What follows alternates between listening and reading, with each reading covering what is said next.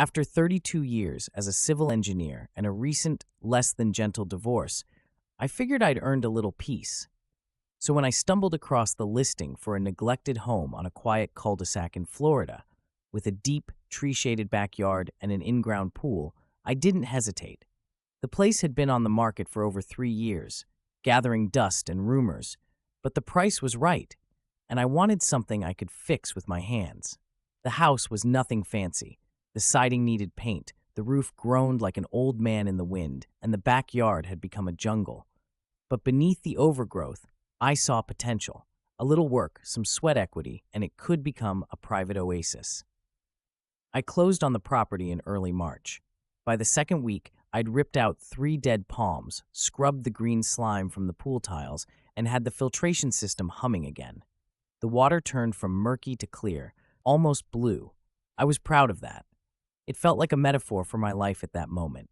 Messy beginnings, but heading toward clarity. And then there was Karen. She introduced herself on my 4th morning there, walking directly into my yard as if it were a public park. I was elbow deep in pool chemicals when I heard the screen gate creak open and turned to see her marching across the patio with 2 iced lemonades in hand. "Welcome to the neighborhood," she sang, like a chirpy ringtone brought to life. Karen was probably mid-50s, with frosted hair, aggressive perfume, and an air of unearned authority. She wore a monogrammed tennis visor and spoke in declarative sentences, like someone very used to being listened to. I later learned she'd been president of the HOA for over a decade, a title she wielded like a sheriff's badge. "I'm Karen," she said. "I live 3 houses down. Just thought I'd bring you a little something to beat the heat." I thanked her politely. She asked about my work. I told her I was recently retired. She asked if I had a family. I said no, not anymore. Her eyes lit up just a little, and she lingered longer than necessary. As she left, she waved toward the pool. "Oh, and thank you for getting the pool cleaned. The neighbors will be so happy." I blinked. "Sorry?" "Oh, well, since the previous owners left, we've all sort of used it, especially in the summers. Kept the kids busy. You don't mind, do you?" I do," I said with a smile that tried to soften the words. "It's private property now. I'd like to keep it that way." She laughed, not the ha-ha kind, more the you silly man kind. "Oh, of course, we'll be good guests." That was the first red flag. The next day, I came back from a run around 8 a.m. to the sound of splashing and loud music. I walked around the back, and there she was, Karen, in a floral bathing suit and oversized sunglasses, floating on a flamingo pool float like Cleopatra on the Nile. "Karen," I said, careful to keep my voice calm, "I thought we talked about this." She opened one eye. "We did, but I figured one more dip wouldn't hurt. I've been swimming here for years. Everyone knows it's the neighborhood pool." I stood there, towel still around my neck, heart beating just a little faster. "This is my yard, my pool. You can't just come in uninvited." She scoffed, climbed out slowly, deliberately, and wrapped herself in a towel. "Well, someone's touchy. You should lighten up. It's Florida, for heaven's sake." She left without saying goodbye. The next morning, I watched her from the kitchen window, sun hat on, towel draped over her arm, making her way toward the gate again, like nothing had happened. That's when I knew this wasn't over. Not by a long shot. By the end of that first week, Karen had stopped pretending to be friendly. It started with a letter taped to my front door. No envelope, just a single sheet of paper printed in 12-point Times New Roman, like it was a formal business memo. "Complaint filed with HOA," it read, "concerning the squeaky gate which violates noise standards section 3.2.1. Noise standards? The gate barely made a sound, but I oiled the hinges anyway. 2 days later came a second letter. Pool fence color non-compliant. Apparently, the muted forest green I'd painted it didn't conform to the neighborhood's approved palette. I checked the HOA handbook. There was no such clause. Then, unbelievably, a third notice. Concerns regarding water safety. Pool pH testing requested. That one made me laugh out loud. pH testing? For a private pool? I went to the HOA office, just a small annex off the community center, and tried to have a civil conversation. The woman at the front desk was polite enough, but when she heard my name, her smile dimmed. "You're the one who bought the Mendez property?" "Yes." She tapped on her keyboard and made a quiet ah sound. You'll have to speak with Mrs. Parrish. She filed the complaints. Karen? Her eyes flicked up to mine but said nothing more. I asked to see the HOA board minutes. Two of the names were familiar, one of them being Craig Parrish, the vice president. I'll let you guess his last name. By the following week, the notes started. Perhaps you'd be happier in a different neighborhood. I hear Arizona's nice for recluses. Maybe a pool's too much responsibility for someone like you. Typed, folded neatly, slipped into my mailbox without stamps. I tried ignoring them. I kept myself busy, installed new pool lights, trimmed back the overgrown palms, fixed the cracked patio tiles. But wherever I turned, I felt eyes watching me.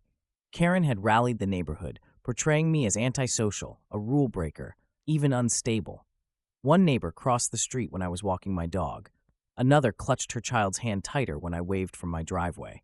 I couldn't shake the feeling that something more was coming.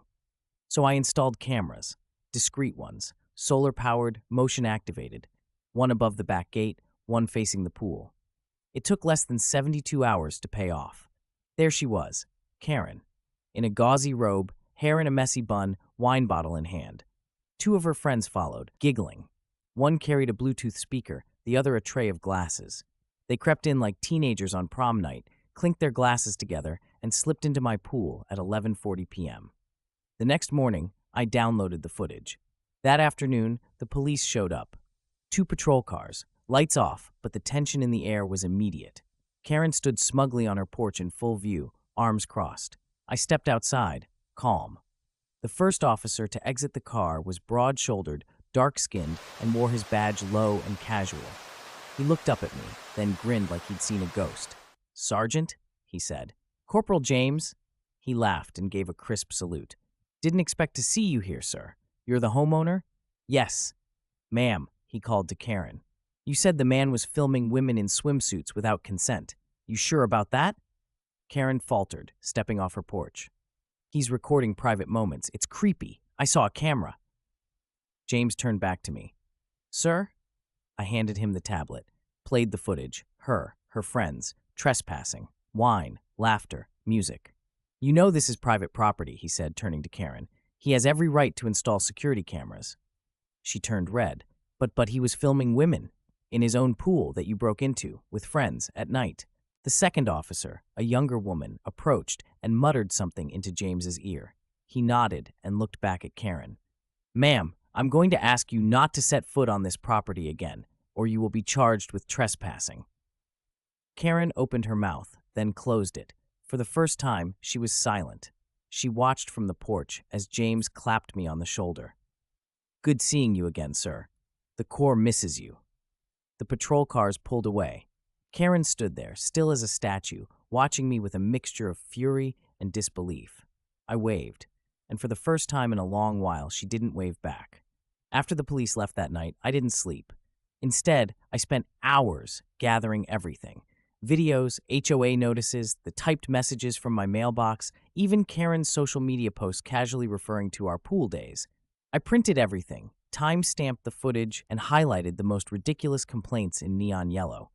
It wasn't just pettiness anymore. It was harassment, defamation, a coordinated smear campaign backed by a weaponized HOA board.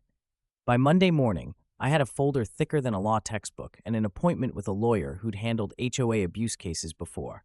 She raised an eyebrow halfway through my presentation. "They really tried it," she said. "Is this worth pursuing?" She closed the folder and smiled. "Oh, they're going to regret underestimating you." The lawsuit hit the HOA office like a brick through a bay window. Civil harassment, defamation, and HOA overreach. Karen's name was in bold ink on the trespassing and false police report claims. I didn't expect it to go viral, just to get my peace back. But the story had legs. A local news station picked it up first. Quiet homeowner battles HOA tyranny over private pool. By the end of the week, they updated it. Veteran outsmarts HOA after Karen's pool invasion goes too far. Then the internet found it. Memes followed. One had Karen photoshopped onto a pool float wearing a paper crown and sunglasses. Caption, "Let me speak to the owner of the water." Another clip made the rounds on TikTok. Edited footage of Karen being confronted by police, overlaid with dramatic courtroom music and a voiceover. When you try to Karen a Marine and forget Marines record everything, public opinion turned fast. The HOA board scrambled. By the next meeting, half the neighborhood showed up, many holding printouts of the articles or screenshots from the viral video. Someone stood up and read aloud the section of the HOA charter about privacy rights. Another demanded an audit of board decisions over the last 2 years. Then, one after another, neighbors began to speak about the fines, the intimidation, the passive-aggressive notes. Apparently, I hadn't been the only target, just the most recent one. Within 2 weeks, Craig Parrish, the vice president and Karen's little HOA puppet, resigned. Then another member followed. A special election was called. By the time the legal dust settled, Karen had been ordered to pay fines for trespassing, forced to issue a public apology for filing a false police report, and placed under a cease and desist for further contact with me. My lawyer said I could push further, maybe even force the sale of her house, but I didn't want to be her. I just wanted her gone. She sold the home quietly a month later, moved 2 towns over according to the grapevine. The new HOA board, much friendlier. They dropped all citations, reimbursed me for the unjust fines, and even invited me to speak at their first Transparency Initiative meeting. But I declined. I had my piece. That was enough. On a warm Friday morning, about 2 months after the whole ordeal began, I was lounging by the pool, sipping homemade lemonade and listening to Miles Davis, when the delivery van pulled up. The driver looked a little amused as he carried a large box to my gate. "Something fun arrived," he said. "No return address." I opened it on the patio. Inside, a pool float, shaped like a golden crown, inflatable, shiny, and ridiculously over the top. No note, just the float. I laughed harder than I had in weeks. I didn't know if it was a joke from a neighbor, a wink from an internet fan, or a parting gift from the universe itself. But I tossed it in the pool anyway and watched it spin slowly in the breeze. There in the sunlit water bobbed the last crown Karen would ever wear in this neighborhood. And I finally had the kingdom to myself. Hi there. I have a goal to reach 100 subscribers by the end of August. Would you please help me achieve it? Please press the subscribe button. That's all you have to do. Thanks.